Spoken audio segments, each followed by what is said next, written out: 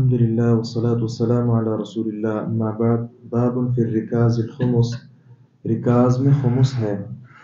امام بخاری رحمہ اللہ بیان فرماتے ہیں، ہمیں حدیث بیان کی عبداللہ بن یوسف نے، انہوں نے کہا ہمیں خبر دی مالک نے، وہ ابن شہاب سے بیان کرتے ہیں، وہ سعید بن مسیب سے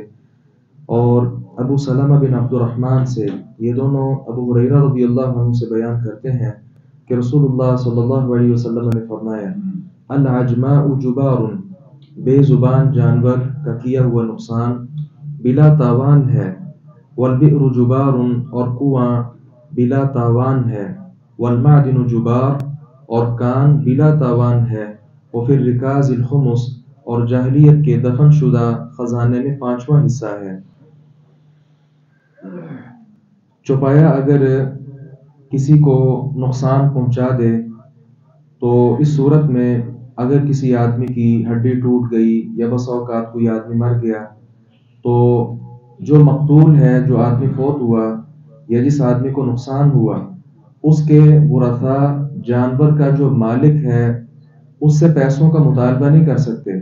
کہ میں رستے میں گزرا تھا، تیرے جانور نے چونکہ ٹکر ماری لہذا میں نیچے گرا،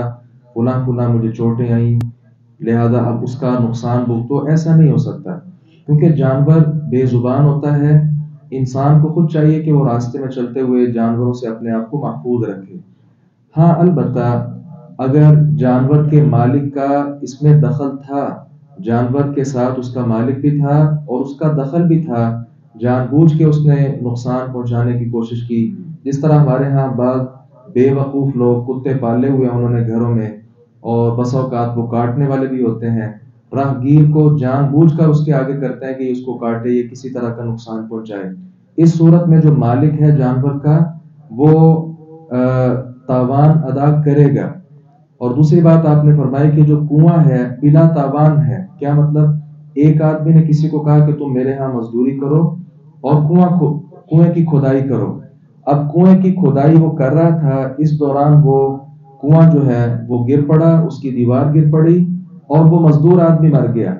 اب یہ نہیں کہا جا سکتا کہ مزدور آدمی چونکہ کنویں والے کی زمین میں جو کنواں تھا اس کے اندر وہ مرا لہذا اس کی دیت وہ ادا کرے جو کنویں کا مالک ہے، ایسا نہیں، بلکہ اس نے تو مزدوری پر رکھا تھا، اس کا ارادہ تو قتل کا نہیں تھا، وہ تو اس کی موت آئی تھی تو موت واقع ہو گئی۔ اسی طرح تیسری بات آپ نے فرمائی کہ جو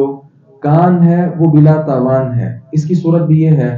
کہ کان ہے مثال کے طور پہ نمک کی ہے، کوئلے کی ہے یا کسی اور چیز کی، وہاں کوئی کسی نے مزدور رکھا ہے، اس کا سانس بند ہو گیا یا کوئی اندر مسئلہ بن گیا، اگر وہ مر جاتا ہے یا کسی طرح کا کوئی نقصان ہوتا ہے تو وہ کان کا مالک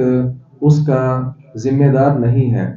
اور آخری بات جو یہاں ہم نے حدیث مبارکہ میں پڑھی وہ پھر رکاز الخمس، اصل میں یہ بات ذکر کرنے کے لیے امام بخاری رحمہ اللہ نے یہاں حدیث پیش کی ہے۔ اس کا مطلب کیا ہے کہ جاہلیت کے جو دفینے ہیں، ابھی چونکہ ہم کتاب الزکوٰۃ پڑھ رہے ہیں تو یہ بھی زکوٰۃ کی ایک صورت ہے، اس میں سے 5واں حصہ ادا کیا جائے گا۔ یہ ہوتا تھا کہ بسا اوقات زمین کی کھدائی کریں تو اس میں سے جاہلیت کے دور کے سکے، درہم، دینار، اس طرح کی کوئی چیز نکل آتی تھی، تو یہ چونکہ لاٹری نکل آتی، بہت زیادہ مال ایک ہی بار ایک آدمی کا نکل آتا تو اس کا جو 5واں حصہ ہے وہ پھر بیت المال میں جمع کروایا جاتا۔ یہ زکوٰۃ کی ہی ایک صورت ہے، اس پہ سال کا گزرنا بھی ضروری نہیں، بلکہ جیسے ہی وہ دفینہ ملے گا فوری طور پہ اس میں سے 5واں حصہ وہ بیت المال کا ہوگا۔ ایک بات یہاں سمجھنے والی یہ ہے، ہمارا یہ جو خطہ ہے ملک پاکستان، یہ بھی چونکہ اسلام کی بنیاد پہ حاصل کیا گیا ہے، ہم جن مکانات میں یہاں رہتے ہیں ان میں سے اکثر مکان ایسے بھی ہیں جو ہم سے پہلے ہندوؤں کے مکان تھے اور وہ یہاں رہتے تھے۔ ابھی بھی بسا اوقات خال ایسا ہوتا ہے کہ کسی گھر میں کھدائی کرتے وقت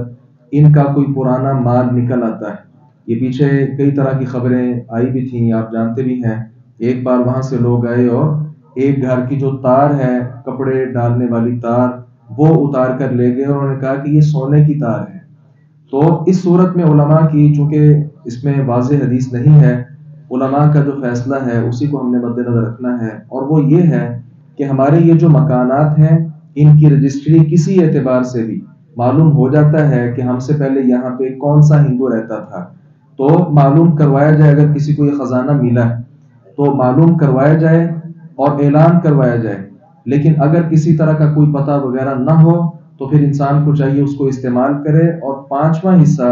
وہ زکوٰۃ کے طور پر ادا کر لے۔ اور آخری بات سمجھنے والی یہ ہے کہ اگر آدمی نے استعمال کر لیا کوئی مال، سال بعد 2 سال بعد کہیں زندگی میں انڈیا سے کوئی آدمی ہندو آ گیا یہاں اور آ کر کہتا ہے کہ اس مکان میں میرا فلاں مال تھا لہذا مجھے واپس کیا جائے، تو اس وقت پھر اس انسان کو چاہیے کہ کسی طرح اس کو راضی کر لے، جس طرح بھی وہ راضی خوش ہو، کچھ سامان دے کر، کچھ معاف کر کے، جس طرح معافی تلافی ہو سکے بہرحال اس کو کرنا چاہیے۔ جاہلیت کا زمانہ اور تھا، ہمارے ہاں جو ان مکانات میں پہلے ہندو رہے ان کا نام باقاعدہ رجسٹری میں اور اس طرح کی چیزوں میں موجود ہوتا ہے، لہذا کوشش کر کے یہ سامان ان تک پہنچانا چاہیے بھلے وہ غیر مسلم ہیں۔ اللہ تعالیٰ سے دعا ہے باری تعالیٰ حق بات کو سمجھنے اور اس پر عمل پیرا ہونے کی توفیق عطا فرمائے۔